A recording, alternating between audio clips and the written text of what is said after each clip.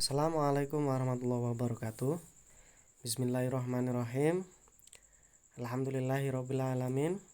Anak-anakku sekalian, pertemuan pertama kali ini kita akan membahas mengenai sel ya. Nah, sebelum Pahit masuk ke dalam materinya,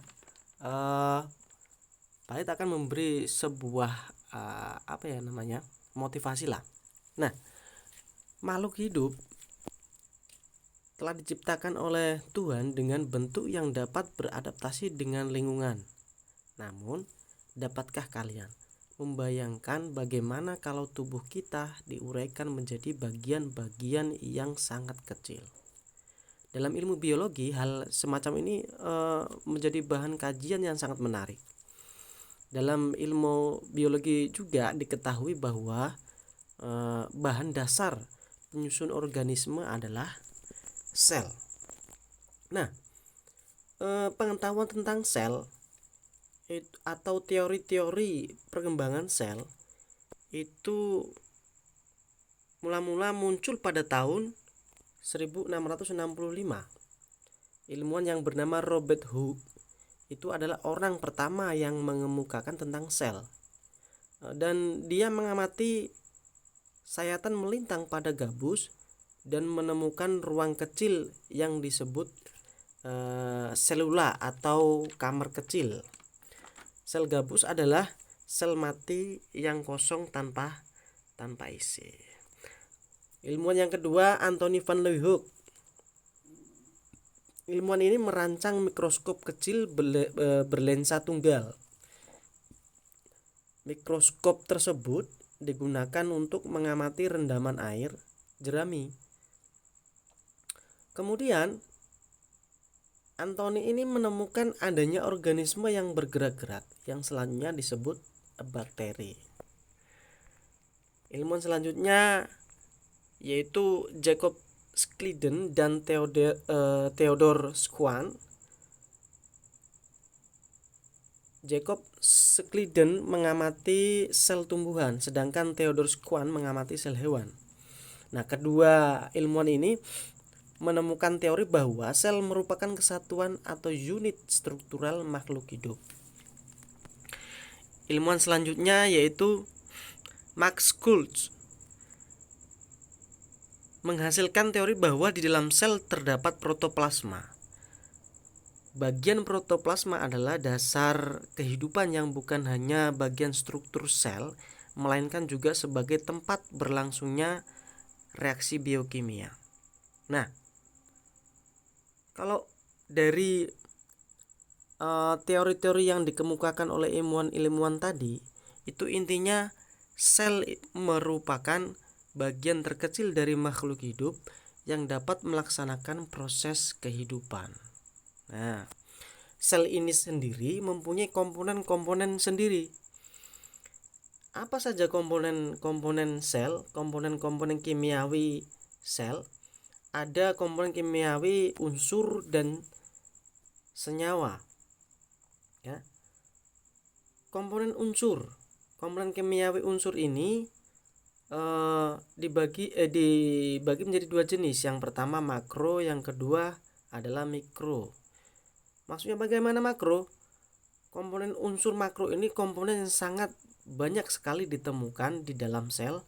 Kalau mikro, komponen sel yang sangat sedikit sekali ditemukan di dalam sel. Kemudian senyawa. Apa saja senyawa yang ada di dalam sel? Nah, yang ada di dalam sel senyawa organik dan senyawa anorganik. Senyawa organik contohnya karbohidrat, protein, lemak, dan asam nukleat. Ya.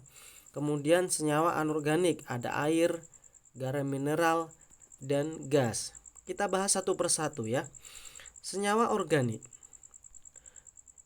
Pertama adalah karbohidrat. Karbohidrat itu sendiri tersusun atas karbon, hidrogen, dan oksigen. Kemudian karbohidrat itu merupakan sumber energi sel yang dihasilkan dari proses fotosintesis.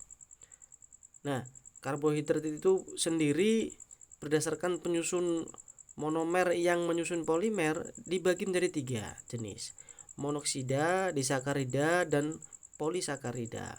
Selanjutnya ada protein.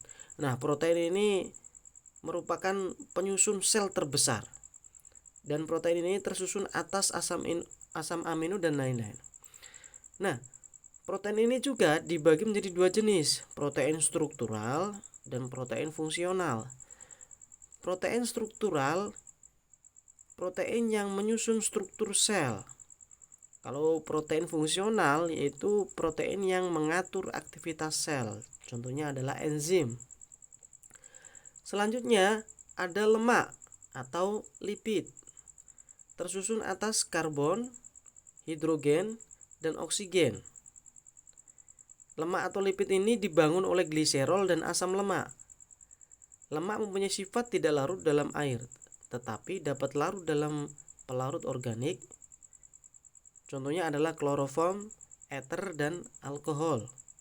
Lemak sendiri mempunyai fungsi: yang pertama membuat membran plasma, yang kedua sebagai sumber energi cadangan sel. Nah, itu adalah senyawa-senyawa organik yang ada di dalam sel. Selanjutnya adalah senyawa anorganik yang ada di dalam sel. Apa saja tadi? Yang pertama ada air. Nah, air sendiri merupakan komponen utama dalam protoplasma. Kemudian air ini mempunyai fungsi sebagai media reaksi kimia sel. Yang kedua, bahan baku hidrolis transportasi zat. Ya. Senyawa anorganik kedua yaitu garam mineral. Garam mineral ini mengalami ionisasi menjadi kation dan anion. Kemudian garam mineral ini mempunyai fungsi mempertahankan tekanan osmotik dalam sel. Yang kedua, menjaga keseimbangan asam basa di dalam sel. Contohnya ada natrium klorida, magnesium klorida, kemudian kalsium fosfat, kemudian natrium bikarbonat. Selanjutnya ada gas. Gas ini dalam bentuk apa? Dalam bentuk oksigen, karbon dioksida, dan amoniak. Oksigen sendiri itu digunakan sel sebagai respirasi atau pernapasan. Karbon dioksida merupakan bahan fotosintesis pada tumbuhan, dan amoniak sendiri itu adalah merupakan zat sisa dari pemecahan senyawa protein. Nah, itu adalah materi pertama yang Bapak sampaikan. Selanjutnya ada beberapa soal atau latihan soal yang kalian harus selesaikan. Nanti jawabannya bisa di kertas dan disimpan, nanti pas tatap muka kita bahas bersama-sama. Terima kasih dari Pahit. Tetap jaga kesehatan, jaga kebersihan lingkungan. Wabillahi taufiq wal hidayah. Wassalamualaikum warahmatullahi wabarakatuh.